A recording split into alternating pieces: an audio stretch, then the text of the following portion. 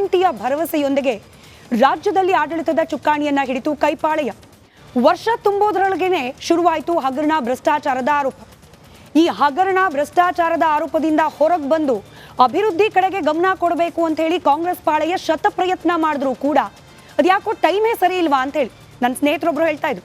ಕಾಂಗ್ರೆಸ್ ಪಕ್ಷ ಅಧಿಕಾರಕ್ಕೆ ಬಂದ ಟೈಮೇ ಸರಿ ಇಲ್ವಾ ಅಂತ ಹೇಳಿ ಸಾಮಾನ್ಯರಿಗೂ ಕೂಡ ಅಂದ್ರೆ ಮತದಾರರಿಗೂ ಕೂಡ ಇಂಥದ್ದೇ ಅನುಮಾನ ಮೂಡಾಯಿತು. ವಾಲ್ಮೀಕಿ ಆಯಿತು.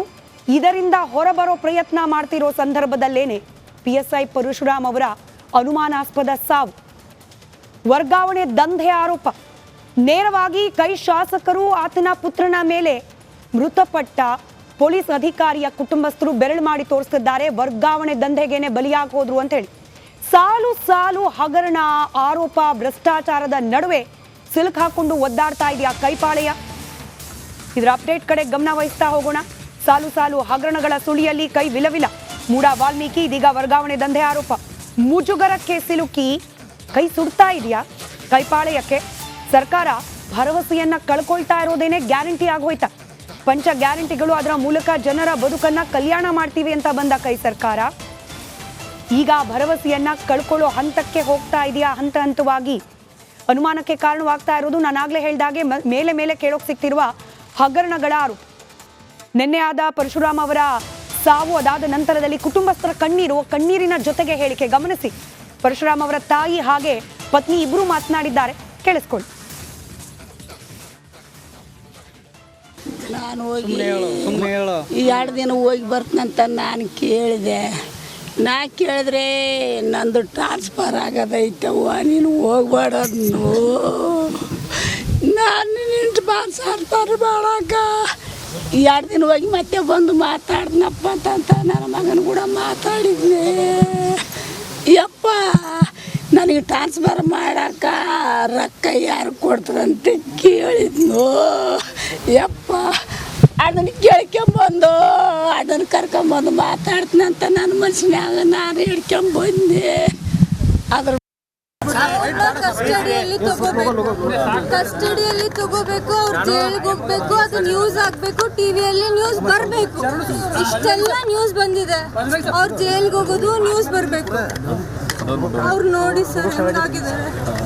ಇಲ್ಲ ಮಗ 7 ತಿಂಗಳಿಂದ ಕೂಡ ಅವರು ಕೆಲಸ ಮಾಡ್ತಾರೆ. ಆ ಸಂದರ್ಭದಲ್ಲಿ ಹೇಳ್ತಾ ಇದ್ದಾರೆ ಯಾವ ರೀತಿ ಒತ್ತಡ ಇತ್ತು ಏನು ಅಂತ. ಎಷ್ಟು ಒತ್ತಡ ಕೊಟ್ಟಿದ್ದಾರೆ, ಎಷ್ಟು ಸ್ಟ್ರೆಸ್ ಕೊಟ್ಟಿದ್ದಾರೆ. ಕ್ಯಾಸ್ಟ್ ಫೀಲಿಂಗ್ ಇದೆ. ಎಮ್ ಎಲ್ ಎ ಮಗನ್ಗೆ ನೀವು ಕಸ್ಟಡಿಯಲ್ಲಿ ತಗೊಳ್ಳಿ, ಕಸ್ಟಡಿಯಲ್ಲಿ ತಗೊಳ್ಳಿ ನೀವು ಅವ್ರನ್ನ. ಅವ್ರ ಜೈಲ್ಗೆ ಹೆಚ್ಚಿಗೆ ಸಮಯ ಆಗಿಲ್ಲ, ಮೇ ಎಂಡಲ್ ಅನ್ಸುತ್ತೆ. ಶಿವಮೊಗ್ಗದಲ್ಲಿ ಚಂದ್ರಶೇಖರನ್ ಅನ್ನೋ ಅಧಿಕಾರಿ ಆತ್ಮಹತ್ಯೆಗೆ ಶರಣಾದಾಗ ಅವರ ಪತ್ನಿ ಕೂಡ ಹೀಗೆ ಕಣ್ಣೀರು ಹಾಕಿದ್ರು, ಪ್ರಶ್ನೆ ಮಾಡಿದ್ರು. ಒಬ್ಬ ಪ್ರಾಮಾಣಿಕ ಅಧಿಕಾರಿ ಹಿಂಗೆ ಬಲಿಯಾಗಿ ಹೋದ್ರೆ ಬೇರೆ ಸರ್ಕಾರಿ ನೌಕರರಿಗೆ ಭರವಸೆ ಅಂತ ಏನು ಉಳಿಯುತ್ತೆ? ನಾವು ಪ್ರಾಮಾಣಿಕವಾಗಿ ಕೆಲಸ ಮಾಡ್ಬೇಕು ಯಾಕೆ ಅನ್ನೋ ಪ್ರಶ್ನೆ ಕಾಡುತ್ತೆ ಅಂತ ಹೇಳಿ ಎಂಥ ಗಂಭೀರವಾದ ಪ್ರಶ್ನೆ ಕೇಳಿದ್ರ ಆಕೆ. ಆ ಪ್ರಶ್ನೆಗೆ ಉತ್ತರ ಸಿಕ್ಕಿಲ್ಲ. ಇದೀಗ ಮತ್ತೆ ಕಣ್ಣೀರು. ಪೊಲೀಸ್ ಇಲಾಖೆಯಲ್ಲಿ ಶ್ರಮ ವಹಿಸಿ ಕಷ್ಟಪಟ್ಟು ಕೆಲಸ ಮಾಡ್ತಿದ್ದ ಅಧಿಕಾರಿಯ ಸಾವು, ಅವರ ಕುಟುಂಬಸ್ಥರ ಕಣ್ಣೀರು. ಇವೆಲ್ಲ ಇಷ್ಟು ಮಾತ್ರ ಅಲ್ಲ, ನಾನು ಹೇಳಿದಾಗೆ ಅನೇಕ ಪ್ರಶ್ನೆಗಳಿದೆ. ಸರ್ಕಾರದ ಕಾರ್ಯವೈಖರಿ ಬಗ್ಗೆ ಉತ್ತರ ಹುಡುಕೋ ಪ್ರಯತ್ನವನ್ನ ಚರ್ಚೆ ಭಾಗವಾಗಿ ಮಾಡ್ತಾ ಹೋಗೋಣ. ಕಾಂಗ್ರೆಸ್ ವಕ್ತಾರರಾದ ನಟರಾಜ್ ಗೌಡ್ರು ಸ್ಟುಡಿಯೋದಲ್ಲಿ, ಬಿಜೆಪಿ ವಕ್ತಾರರು ಕಾಂತಿ ಶೆಟ್ಟಿ ಅವರು, JDS ವಕ್ತಾರರಾದ ವೀರಣ್ಣ ಅವರು, ಹಾಗೆ ಆಮ್ ಆದ್ಮಿ ಪಕ್ಷದ ವಕ್ತಾರರಾದ ಉಷಾ ಮೋಹನ್ ಅವರು, ಎಲ್ರಿಗೂ ಕಾರ್ಯಕ್ರಮಕ್ಕೆ ಸ್ವಾಗತ. ನಟರಾಜ್ ಗೌಡ್ರೆ, ಆ ತಾಯಿ ಪ್ರಶ್ನೆ ಕೇಳಿದ್ರು, ಟ್ರಾನ್ಸ್ಫರ್ಗೆ ವರ್ಗಾವಣೆಗೆ ಹಣ ಯಾರು ಕೊಡ್ತಾರೋ ಅಪ್ಪ, ಅದನ್ನ ಕೇಳಿಸ್ಕೊಳ್ಳೋಕೆ ಬಹಳ ಕಷ್ಟ ಆಯ್ತು. ಯಾರು ಕೊಡ್ತಾರೆ ಸರ್ ವರ್ಗಾವಣೆಗೆ ದುಡ್ಡು? ಯಾರು ಕೊಡಬೇಕು ದುಡ್ಡನ್ನ? ಕೊಡದೆ ಹೋದ್ರೆ ಹಿಂಗೆ ಹೆಣ ಆಗೋದ? ಇಲ್ಲ ಅವರು ಈಗ ಆ ಸಾವಿಗೆ ಕಾರಣ ಏನಂತ ತಿಳ್ಕೊಳ್ಳಿ. ಬಟ್ ಈ ವರ್ಗಾವಣೆಗೆ ಹಣ ಕೇಳಿರೋದು ಅಂತಿದೆಯಲ್ಲ, ಅದು ಅಕ್ಷಮ್ಯ ಅಪರಾಧ. ಅದು ನಾವು ಯಾವ ಕಾಂಗ್ರೆಸ್ ಪಕ್ಷ ಅಧಿಕಾರಕ್ಕೆ ಬಂದದ್ದೇ ಈ BJPಯ ಭ್ರಷ್ಟಾಚಾರವನ್ನು ತೊಲಗಿಸ್ಬೇಕು, 40% ಕಮಿಷನ್ ತೊಲಗಿಸ್ಬೇಕು. 21 ನಿಗಮಗಳಲ್ಲಿ ಹಗರಣ ಆಗಿದೆ, PSI ಹಗರಣ ಆಗಿದೆ, ಬಿಟ್ಕಾಯಿನ್ ಹಗರಣ ಆಗಿದೆ, ಕೊರೋನಾ ಹಗರಣ ಆಗಿದೆ, BJPಯ ಸಾಲು 33 ಇಲಾಖೆಗಳಲ್ಲೂ ಹಗರಣ ಆಗಿದೆ ಅಂತ ಹೇಳಿ ನಾವು ಹೋರಾಟ ಮಾಡಿ ಬಂದಂಥದ್ದು. ಯಾವುದೇ ಕಾರಣಕ್ಕೆ ಈ ಹಗರಣಗಳನ್ನು, ಈ ರೀತಿಯ ಭ್ರಷ್ಟಾಚಾರವನ್ನು ಸಹಿಸಲಿಕ್ಕೆ ಸಾಧ್ಯನೇ ಇಲ್ಲ. ಇದು ಒಂದು ಕಾಂಗ್ರೆಸ್ ಶಾಸಕರ ಇನ್ವಾಲ್ವ್ಮೆಂಟ್ ಆಗಿದ್ರು ಕೂಡ ಯಾರನ್ನೇ ಒಂದೇ ಒಂದು ನಿಮಿಷ ಕೂಡ ಅವ್ರನ್ನ ಆ ಅಧಿಕಾರದಲ್ಲಿ ಅಥವಾ ಆ ಸ್ಥಾನದಲ್ಲಿ ಉಳಿಸ್ಲಿಕ್ಕೆ ಸಾಧ್ಯ ಇಲ್ಲ. ಆಯ್ತು ಸರ್. ಇಲ್ಲ, ಇಲ್ಲ, ಕೇಳಿ, ಇದು ಆಗಿದ್ ಹೆಂಗೆ? ಇಲ್ಲ, ಇಲ್ಲ, ಇದು ಹೆಂಗೆ ಆಗಿದ್ ಹೆಂಗೆ? ಇಲ್ಲಿವರೆಗೂ ಬಂದು ನಿಂತಿರೋದು ಹೆಂಗೆ? ನೀವು ಈ ಕ್ರಮ ಕೈಗೊಳ್ತೀರಿ, ಆಯ್ತು ಸರ್. ಈ ಕ್ರಮ, ಈ ವಾಲ್ಮೀಕಿ ಸ್ಕ್ಯಾಮ್ ಆದಾಗ್ಲೂ ಕೂಡ ನಾಗೇಂದ್ರ ಅವ್ರು ಏನ್ ಹೇಳಿದ್ರು, 24 ಗಂಟೆಲಿ 24 ಗಂಟೆಲಿ ಅಷ್ಟು ದುಡ್ಡು ವಾಪಸ್ ಬರುತ್ತೆ, ಹೋಯ್ತಲ್ಲ ಪ್ರಾಣ ಚಂದ್ರಶೇಖರ್ ಅವ್ರದ್ದು ಹಣ, ಹೋಗ್ಲಿಕ್ಕೆ ಯಾಕೆ ಬಿಟ್ರಿ? ಯಾಕೆ ಪ್ರಶ್ನೆ ಕೇಳಿದ್ವಿ? ಈಗ ಇಂಥ ಸಾವು ಬರೋವರೆಗೂ ಯಾಕೆ ಬಿಟ್ರಿ? ನಿಮ್ ಸರ್ಕಾರ ನೀವು ಪ್ರಾಮಿಸ್ ಮಾಡಿದ್ದದೇ ಅಲ್ವಾ? ಜನರಿಗೆ ನೀವು ಪ್ರಾಮಿಸ್ ಮಾಡಿದ್ದದೇ ಅಲ್ವಾ? ಭ್ರಷ್ಟಾಚಾರ ಮುಕ್ತ ಆಡಳಿತ. ನೋಡಿ, ಈಗ ಸಾವುಗೂ ಈ ಪ್ರಕರಣಕ್ಕೆ ನೋಡಿ, ಸಾವಾಗಿದ್ದ ತಕ್ಷಣನೇ ಅದು ಆತ್ಮಹತ್ಯೆನೋ ಅಥವಾ ಕೊಲೆನೋ ಅಲ್ಲ. ಇದು ಅದು ತನಿಖೆಯಿಂದ ಗೊತ್ತಾಗ್ತಾ ಇದೆ. ಯಾಕಂದ್ರೆ ಅದನ್ನು ನ್ಯಾಚುರಲ್ ಡೆತ್ ಅಂತಾನೂ ಕೂಡ ಹೇಳ್ತಾ ಇದ್ದಾರೆ, ಅದು ಬೇರೆ ವಿಷಯ. ಆದರೆ ಭ್ರಷ್ಟಾಚಾರ ಅನ್ನೋದಿದೆಯಲ್ಲ, ಅದ್ರ ಮೇಲೆ ನಮ್ಮದು ಶೂನ್ಯ ಟಾಲರೆನ್ಸ್. ಯಾವುದೇ ಕಾರಣಕ್ಕೆ ಕಾಂಗ್ರೆಸ್ ಸರ್ಕಾರ ಆಗಲಿ ಕಾಂಗ್ರೆಸ್ ಪಕ್ಷ ಆಗಲಿ ಇದು ಸಹಿಸಲ್ಲ. ಅದಕ್ಕೆ ಮಾನ್ಯ ಸಿದ್ದರಾಮಯ್ಯನವರು ತಕ್ಷಣವೇ, ಮಾನ್ಯ ಗೃಹ ಮಂತ್ರಿಗಳು ಪರಮೇಶ್ವರ್ ಅವರು ತಕ್ಷಣವೇ ರಿಯಾಕ್ಟ್ ಮಾಡಿ CID ಒಂದು ತನಿಖೆಗೆ ಆದೇಶ ಮಾಡಿ ಅವ್ರ ಮೇಲೆ FIR ಮಾಡಿ. ಯಾಕಂದ್ರೆ ಈಗ ನೇರವಾಗಿ ಹೇಳಿದ್ದಾರೆ, ಆ ಹೇಳಿಕೆನೇ ಸಾಕು, ಅದಕ್ಕೆ ರೈಟಿಂಗ್ ಅಲ್ಲಿ ಕಂಪ್ಲೇಂಟ್ ಕೊಡ್ಲೇಬೇಕಂತ ಏನಿರಲಿಲ್ಲ, ಕಂಪ್ಲೇಂಟ್ ಬಂದಿದೆ. ಅವ್ರ ಮೇಲೆ FIR ಮಾಡಿ ಈಗ ಅವ್ರನ್ನ ತನಿಖೆಗೆ ಒಳಪಡಿಸ್ತಾ ಇದ್ದಾರೆ. ಎಲ್ಲಿ ಹೋಗಿದ್ದಾರೆ ಈಗ? ಅದನ್ನ ತನಿಖೆ MLA ಪುತ್ರ ಎಲ್ಲಿದ್ದಾರೆ? ಆಯ್ತು, ಈಗ ತನಿಖೆ ಮಾಡೋದು. ಈಗ ಅದನ್ನ ಅಂದ್ರೆ ಒಂದು ಭ್ರಷ್ಟಾಚಾರ ನಡೆದಿರೋದು, ಆರೋಪ ಮಾಡ್ತಿರೋದು ಸಾವಿನ ಮನೆಯಲ್ಲಿ ನೋವು ಅನುಭವಿಸ್ತಾ ಇರೋದು, ಆರೋಪ ಮಾಡ್ತಿರೋದು, ನಾನು ಅದೇ ಹೇಳ್ತಿರೋದು, ಆರೋಪ ಮಾಡ್ತಿರೋದು ಸಾವಿನ ಮನೆಯಲ್ಲಿ ಗಂಡನ ಮಗನ ಶವದ ಮುಂದೆ ಮಾತನಾಡ್ತಿರೋ ಹೆಣ್ಮಕ್ಳು. ನಿಜ ಆಯ್ತಾ? ಸುಳ್ಳು ಹೇಳ್ತಾರೆ ಅಂತ ಹೇಳಿ ನಾವು ಹೇಳಲಿಕ್ಕೆ ಸಾಧ್ಯ ಇಲ್ಲ. ಆಯ್ತಾ? ಒಂದು ಭ್ರಷ್ಟಾಚಾರ ಆಗೋದಕ್ ಬಿಟ್ಟಿರೋದು ಒಂದು, ಎರಡನೇದು ಭ್ರಷ್ಟಾಚಾರ ಮಾಡಿದ್ದಾರೆ ಅನ್ನೋರು ಎಸ್ಕೇಪ್ ಆಗ್ಲಿಕ್ಕೆ ಬಿಟ್ಟಿರೋದು. ಅಲ್ಲಿ ಕಾನೂನು ಸುವ್ಯವಸ್ಥೆ, ಉಷಾ ಅವರು ಹೇಳಿ ಕಾನೂನು ಸುವ್ಯವಸ್ಥೆ, ಒಂದ್ ಕಡೆ ಆಡಳಿತದಲ್ಲಿ ಪಾರದರ್ಶಕತೆ ಇಲ್ಲ, ಮತ್ತೊಂದ್ ಕಡೆ ಕಾನೂನು ಸುವ್ಯವಸ್ಥೆ ಬಗ್ಗೆನೂ ಭರವಸೆ ಇಲ್ಲ. ಹಿಂಗ ಅನಿಸ್ತಿಲ್ವಾ ಉಷಾ? ಖಂಡಿತವಾಗ್ಲೂ ಹೌದು. ಯಾಕೆ ಅಂತ ಹೇಳಿದ್ರೆ ಪ್ರತಿ ಸರ್ಕಾರಗಳ ಜವಾಬ್ದಾರಿ ಏನಿರುತ್ತೆ, ಮೊದಲನೇದಾಗಿ ತಮ್ಮ ಸರ್ಕಾರದ ಅವಧಿಯಲ್ಲಿ ಯಾರಿಗೂ ಸಹ ಅನ್ಯಾಯಗಳಾಗಬಾರದು. ಒಂದು ಅದರಲ್ಲೂ ವಿಶೇಷವಾಗಿ ಹಿಂದಿನ ಸರ್ಕಾರಗಳಲ್ಲೂ ನಾವು ನೋಡಿದೀವಿ ಯಾವ ರೀತಿ ಸಂತೋಷ್ ಅವರ ಸಾವಿಗೆ ಯಾರು ಕಾರಣ ಆಗಿದ್ರು, ಅವರ ಒಂದು ಆತ್ಮಹತ್ಯೆ ಪತ್ರವನ್ನು ನೋಡಿದ್ವಿ. ಅಲ್ಲಿ ಒಬ್ಬರು ಮಾಜಿ ಸಚಿವರು ಸಹ ಭಾಗಿಯಾಗಿದ್ರು.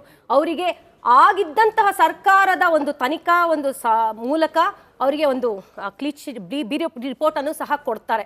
ಸೊ ಈ ರೀತಿ ಒಂದು ಏನು ಇವರ ಒಂದು ಭ್ರಷ್ಟಾಚಾರ ಅಂದ್ರೆ ಆಡಳಿತ ಪಕ್ಷಗಳ ಒಂದು ಭ್ರಷ್ಟಾಚಾರಕ್ಕೆ ಕೊರಗಿ ಸಾಕಷ್ಟು ಒಂದು ಹಗರಣಗಳಲ್ಲಿ ಒಳಗೊಂಡಂತಹ ಒಂದು ಅಧಿಕಾರಿಗಳ ಒಂದು ದಾಸೋಹ ಇದೆಯಲ್ಲ, ಅವರಿಗೋಸ್ಕರ ಈ ಒಂದು ಟ್ರಾನ್ಸ್ಫರ್ ದಂಧೆಗಳು ನಾವು ಕೇಳಿದೀವಿ. ಒಂದು ಬಿಜೆಪಿ ಪಕ್ಷದ ಮಹಾನ್ ನಾಯಕರೇ ಒಬ್ರು ಹೇಳಿದ್ದಾರೆ 2500 ಕೋಟಿ ಒಬ್ರು CM ಕೊಡ್ಬೇಕು ಅಂತ ಹೇಳಿ. ಮತ್ತೆ PSI ಹಗರಣದಲ್ಲಿ ಯಾವ ರೀತಿ ಕಮಿಷನ್ಗಳನ್ನ ತಗೊಂಡಿದ್ದಾರೆ, ಅದ್ರಲ್ಲಿ ಯಾರ್ಯಾರು ಸಿಕ್ಬಿದ್ರು. ಆದ್ರೆ ಇಂಥ ಹಗರಣಗಳಲ್ಲಿ ಸಿಕ್ಬಿಡ್ತಿರೋದು ಕೇವಲ ಒಂದು ಸಣ್ಣ ಸಣ್ಣ ಮೀನುಗಳಷ್ಟೇ. ದೊಡ್ಡ ದೊಡ್ಡ ತಿಮಿಂಗ್ಲಗಳು ಇನ್ನೂ ಸಹ ಸಿಗಾಕೊಳ್ಳಿ. ಆಡಳಿತ ಪಕ್ಷದ ಒಂದು ಅಧಿಕಾರದಲ್ಲಿ ಇರುವಂತಹ ಗೃಹ ಸಚಿವರು ಅದಕ್ಕೆ ತನಿಖೆಯನ್ನ ಮಾಡಬೇಕು. ಇಲ್ಲಿ ಎಂತ ವಿಪರ್ಯಾಸ ಅಂದ್ರೆ SITಗಳ ಮೇಲೆ ವಿರೋಧ ಪಕ್ಷಗಳಿಗೆ ನಂಬಿಕೆ ಇರೋದಿಲ್ಲ. ಅದಾದ ನಂತರ ಆಡಳಿತ ಪಕ್ಷದವರು ಅಂದ್ರೆ ಈಗ ಆಡಳಿತ ಪಕ್ಷ ಕಾಂಗ್ರೆಸ್ ಇರೋದ್ರಿಂದ ಅವರಿಗೆ CBI ಮೇಲೆ ನಂಬಿಕೆ ಇಲ್ಲ, ಅದು ಸಹಜ ಸಾಮಾನ್ಯ. ಆದ್ರೆ ಇಲ್ಲಿ ಕೊರಗ್ತಿರೋರು ಯಾರು? ವಿಕ್ಟಿಮ್ಸ್ ಇದಾರಲ್ಲ, ಇವತ್ತು ಆ ಹೆಣ್ಣು ಮಗಳಿಗೆ ಯಾವ ರೀತಿ ನ್ಯಾಯ ಕೊಡಿಸ್ತೀರಾ? ಈ ರೀತಿ ಅದು ಒಂದೇ ವಿಚಾರ ಅಲ್ಲ, ಸಾಕಷ್ಟು ನಾವು ಹಗರಣಗಳನ್ನ, ಆತ್ಮಹತ್ಯೆಗಳನ್ನ, ಅವರು ಡೆತ್ ನೋಟ್ಗಳನ್ನ ಬರೆದ್ರೂ ಸಹ ನಾವು ಏನು ಕ್ರಮಗಳನ್ನ ತಗೊಳ್ತಾ ಸ್ಥಿತಿಯಲ್ಲಿ ಇವತ್ತು ಕೂತಿದ್ದೀವಿ. ಒಂದು ಸರ್ಕಾರಗಳು ಇವತ್ತು ಬಂದು ಕೂತಿದೆ. ಆ ನೈತಿಕತೆ ಮೂರು ಪಕ್ಷಗಳಿಗಿದೆಯಾ ಅಂತ ತಾವು ಆತ್ಮಾವಲೋಕನ ಮಾಡ್ಕೊಳ್ಳಿ. ಸರ್ಕಾರ ಭರವಸೆಯನ್ನ ಕಳ್ಕೊಳ್ತಿರೋದೇ ಗ್ಯಾರಂಟಿ ಆಗಿ ಉಳಿದು ಬಿಟ್ಟಿದ್ಯಾ ಅಂತ ಹೇಳಿ. ಅಂದ್ರೆ ಪಂಚ ಗ್ಯಾರಂಟಿಗಳು, ಜನರ ಬದುಕಿನ ಕಲ್ಯಾಣ, ಸರ್ವ ಜನಾಂಗದ ಶಾಂತಿಯ ತೋಟ, ಇವೆಲ್ಲ ಹೇಳಿ ಅಧಿಕಾರಕ್ಕೆ ಬಂದವರಪ್ಪ. ಎಲ್ಲಿ ಉಳಿತಾ ಇದೆ ಭರವಸೆ? ಒಂದಾದ್ಮೇಲೆ ಒಂದು ಹಗರಣ, ಭ್ರಷ್ಟಾಚಾರ, ಒಂದು ತಾರ್ಕಿಕ ಅಂತ್ಯ ಅಂತ ಹೇಳಿ ಒಂದು ಮುಟ್ಟೇ ಇಲ್ಲ ಆರೋಪ. ಅಷ್ಟು ಬೇಗ ಮತ್ತೊಂದು ಆರೋಪ. ಭರವಸೆ ಅನ್ನೋದು ಉಳಿದಿದೆಯಾ ಹಾಗಾದ್ರೆ ಸರ್ಕಾರದ ಮೇಲೆ? ಖಂಡಿತ ಇಲ್ಲ ಮೇಡಮ್, ಗ್ಯಾರಂಟಿ ಉಳಿದಿಲ್ಲ ಈ ಸರ್ಕಾರದ ಮೇಲೆ. ನೋಡಿ, ಹಿಂದೆ ಇದ್ದಂಥ BJP ಸರ್ಕಾರದ ಮೇಲೆ 40% ಕಮಿಷನ್ ಆರೋಪ ಹೊರಿಸಿ ಬಂದಂಥ ಕಾಂಗ್ರೆಸ್ ಸರ್ಕಾರ ಇವತ್ತು 14 ತಿಂಗಳು ಕಳೆದ್ರೂ ಕೂಡ ರಾಜ್ಯದಲ್ಲಿ ಏನು ಮಾಡಿದೆ? ಯಾವುದೇ ಒಂದು ಅಭಿವೃದ್ಧಿ ಕೆಲಸ ಮಾಡಿಲ್ಲ, ಬರೇ ಭ್ರಷ್ಟಾಚಾರದಲ್ಲಿ ನಿರತರಾಗಿದ್ದಾರೆ. ಅದಲ್ಲದೆ ದರ ಕೂಡ ಏರಿಕೆ ಮಾಡಿದ್ದಾರೆ, ಜನಸಾಮಾನ್ಯರಿಗೆ ಹೊರೆ ಮಾಡಿದ್ದಾರೆ. ಅಭಿವೃದ್ಧಿ ಕೆಲಸಗಳು ಎಲ್ಲೂ ಆಗಿಲ್ಲ. ನೋಡಿ, ಇತ್ತೀಚೆಗೆ ನಡೀತಿರುವಂಥದ್ದು ಮೂಡಾದು ಇರ್ಬೋದು, ವಾಲ್ಮೀಕಿ ಅಭಿವೃದ್ಧಿ ಮಂಡಳಿ ಹಗರಣ ಇರ್ಬೋದು, ಮತ್ತು ಅಲ್ಲಿ ಚಂದ್ರಶೇಖರನ್ ಆತ್ಮಹತ್ಯೆ ಆಯಿತು, ವಾಲ್ಮೀಕಿ ನಿಗಮ ಅಭಿವೃದ್ಧಿ ನಿಗಮ ಮಂಡಳಿ ಅಧಿಕಾರಿದು. ಅದಾಗಿ 2 ತಿಂಗಳು ಕೂಡ ಆಗಿಲ್ಲ ಇನ್ನೂ ಕೂಡ. ಇವತ್ತು ಕೂಡ ಅದೇ ದಲಿತ ವರ್ಗದ ಒಬ್ಬ ಅಧಿಕಾರಿ PSI ಸಾವಿಗೀಡಾಗಿದ್ದಾರೆ. ಕಾರಣ ನೋಡಿದ್ರೆ ಅಲ್ಲಿಯ MLA ಮತ್ತು MLA ಮಗ ಲಂಚಕ್ಕೆ ಬೇಡಿಕೆ ಇಟ್ಟಿದ್ದಾರೆ. ಯಾವುದಕ್ಕೋಸ್ಕರ? ಅಲ್ಲೇ ಉಳ್ಕೋಬೇಕಾದ್ರೆ ಬೇರೆಯವರು ಇನ್ನೂ ಹೆಚ್ಚು ಹಣ ಕೊಡ್ತಾ ಇದ್ದಾರೆ, ನೀವು ಒಂದು 5 ಲಕ್ಷ ಕಮ್ಮಿ ಕೊಟ್ಟರು ಪರವಾಗಿಲ್ಲ, 30-35 ಲಕ್ಷ ಕೊಡಿ ಅಂತ ಬೇಡಿಕೆ ಇಟ್ಟಿದ್ದಾರೆ. ಅಂದರೆ ಅರ್ಥ ಮಾಡ್ಕೊಳ್ಳಿ, ಸರ್ಕಾರದಲ್ಲಿ ಮುಖ್ಯಮಂತ್ರಿ ಇರ್ಬೋದು, ಸಚಿವರು ಇರ್ಬೋದು, ಶಾಸಕರು ಇರ್ಬೋದು, ಎಲ್ಲರೂ ಕೂಡ ಈ ರೀತಿ ಭ್ರಷ್ಟಾಚಾರಕ್ಕೆ ಇಳಿದ್ರೆ ಜನತೆ ನೆಮ್ಮದಿಯಿಂದ